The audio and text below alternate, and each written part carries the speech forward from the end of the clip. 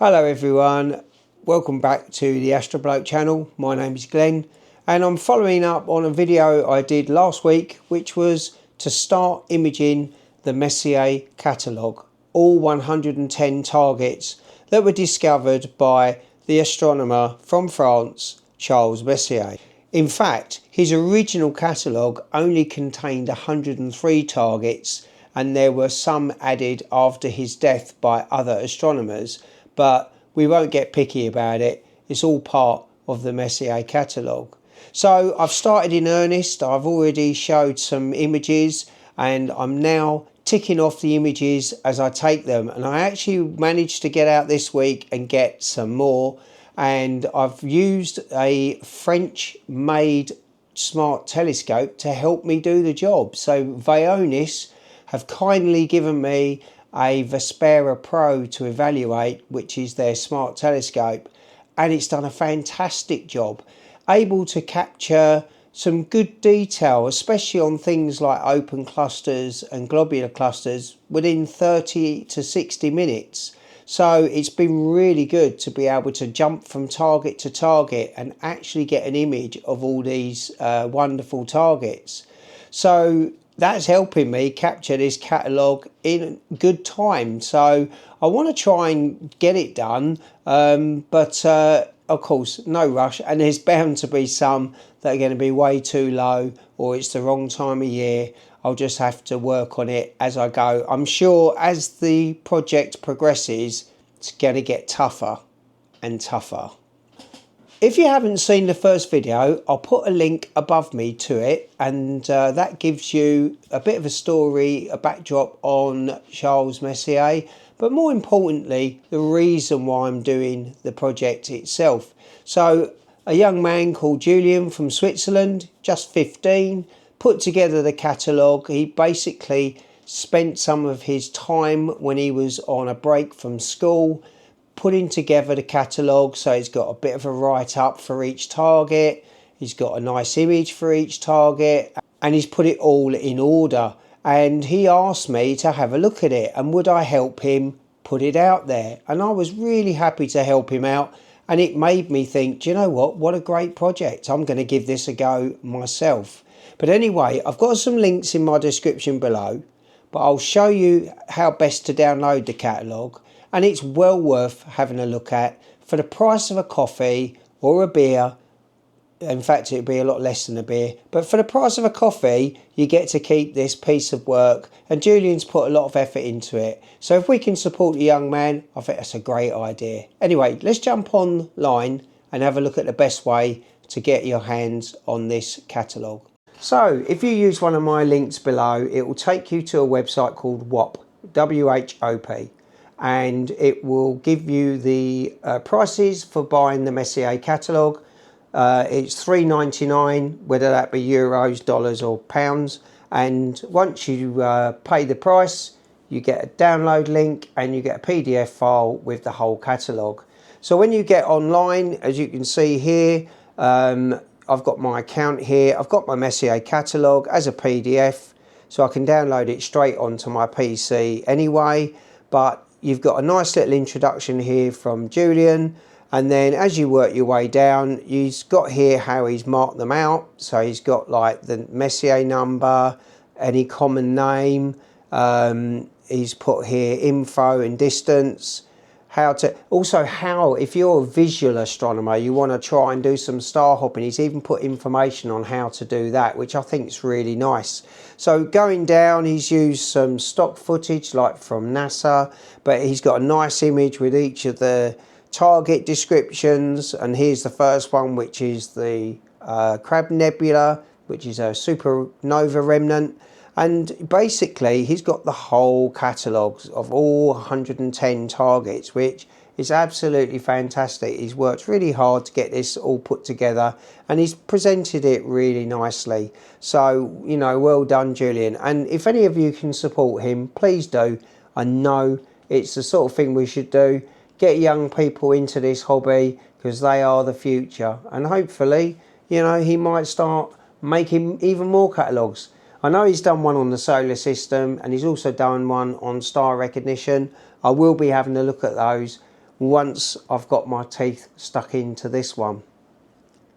The Messier Catalogue, as I've said, it's got 110 targets, but what's it made up of? Well, there's 40 galaxies, 27 open clusters, and 29 globular clusters. There's 8 bright nebulae, things like the Orion Nebula. There's 4 planetary nebulas, and there's 1 double star, and number 1, the Crab Nebula, is the only supernova remnant.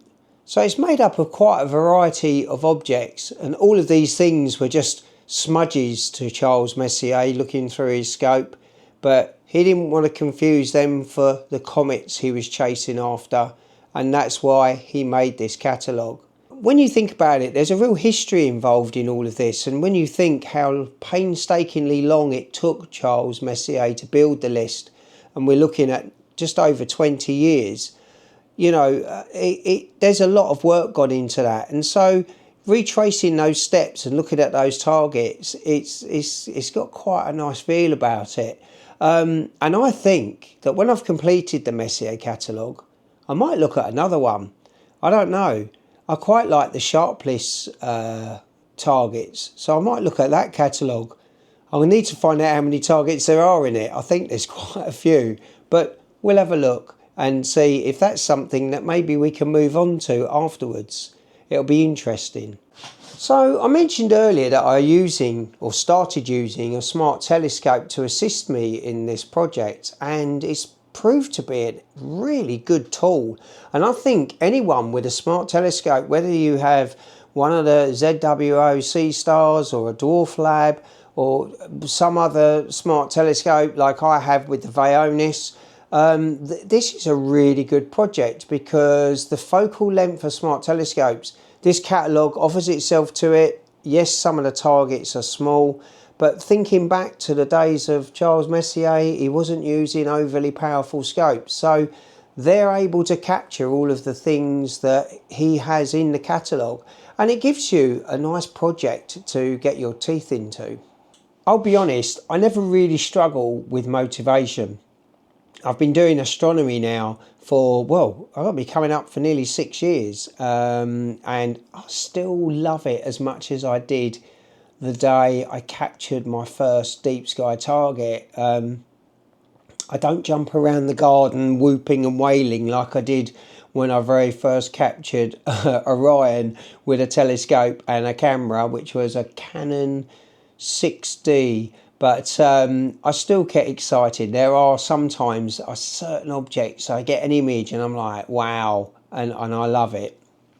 Nowadays, it's more about perfecting it and trying to get those real fine details and trying to get the best image that I can. I don't always succeed, but a lot of the time, yeah, I think the practice has paid off, and I'm definitely getting better.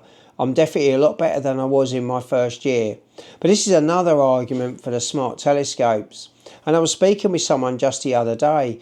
You know, when I started, smart telescopes were not a thing. They were maybe talked about or an idea, but they weren't there. They've moved on massively.